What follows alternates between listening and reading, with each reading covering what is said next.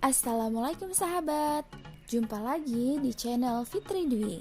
Di channel ini kita akan membahas sirah Rasul dan sahabat, serta sejarah-sejarah Islam yang menarik lainnya. Jangan lupa like, comment, and subscribe channel ini.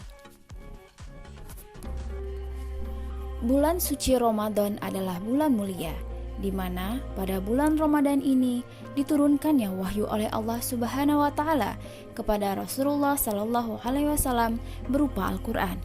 Namun tidak hanya itu, ternyata pada bulan Ramadan ada beberapa peristiwa besar yang telah terjadi pada kaum muslimin. Di antaranya ada 5 perang besar yang sangat fenomenal yang perlu sahabat muslimah ketahui. Perang Badar. Perang Badar Al-Kubra terjadi pada bulan Ramadan tahun kedua sesudah Hijriah. Umat Islam berhasil memenangi perang ini. Dalam sejarah, inilah kemenangan agung pertama perjuangan Islam menentang kemusyrikan dan kebatilan. Kisah Perang Badar adalah peristiwa yang paling terkenal dan sangat banyak terdapat hikmah dan pelajaran di dalamnya. Rasulullah Shallallahu alaihi wasallam memimpin langsung aksi penyerangan yang hanya melibatkan sekitar 313 orang kaum muslimin, 8 pedang, 6 baju perang, 70 ekor unta, dan 2 ekor kuda. Sedangkan kaum Quraisy memiliki 1000 orang, 600 persenjataan lengkap, 700 unta, dan 300 kuda.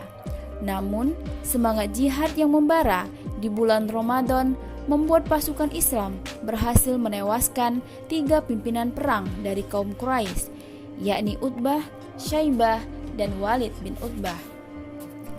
Perang kedua yang tidak kalah fenomenalnya adalah Perang Khandaq. Perang Khandaq dikenal juga sebagai Pertempuran Al-Ahzab atau Pertempuran Konfederasi.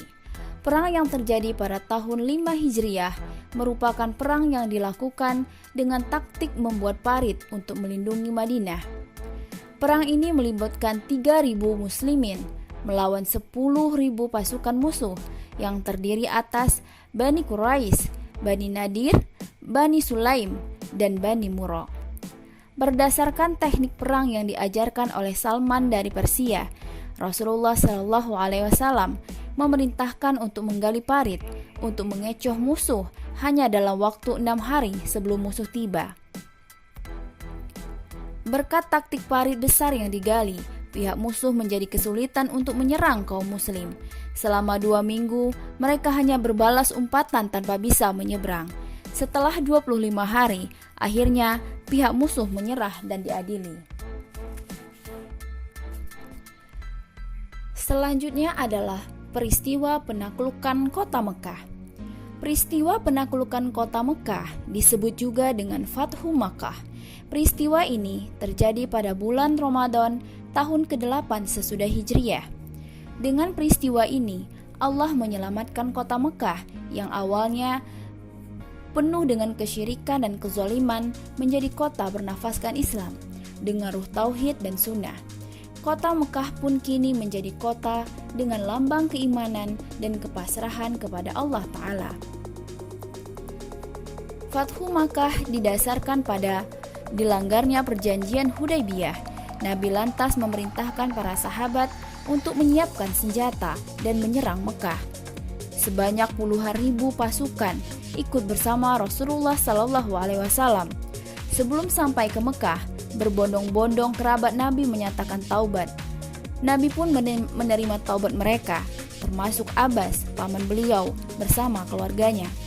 Ada pula sepupu Nabi, Ibnul Harits dan Abdullah bin Umayyah, yang dulu permusuhannya sangat keras terhadap Nabi. Rasulullah membagi 2 pasukannya untuk memasuki kota Mekah.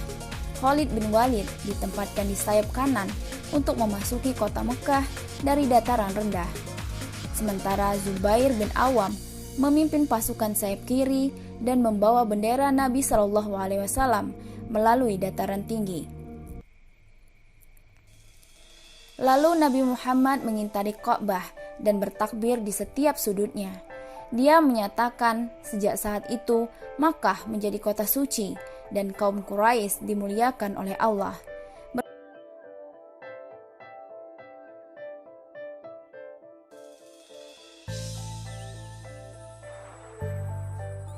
Selanjutnya adalah Perang Ain Jalut.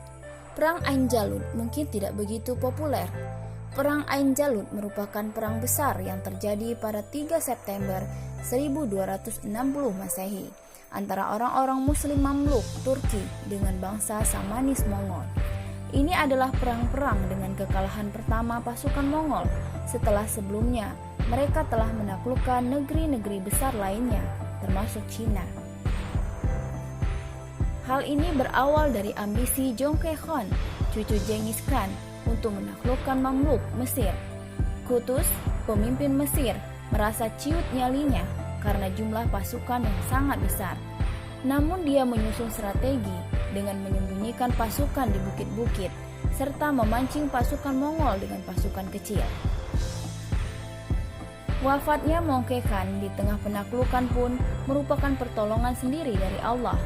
Para pemimpin senior kembali ke ibu kota, Karakorum, untuk menghadiri upacara pemakaman, hingga pasukan yang tersisa berkurang separuhnya. Akhirnya, pasukan Qutuz pun berhasil mengalahkan pasukan Mongol dengan semangat pertempuran yang menyala-nyala. Perang yang terakhir adalah Perang Tabuk.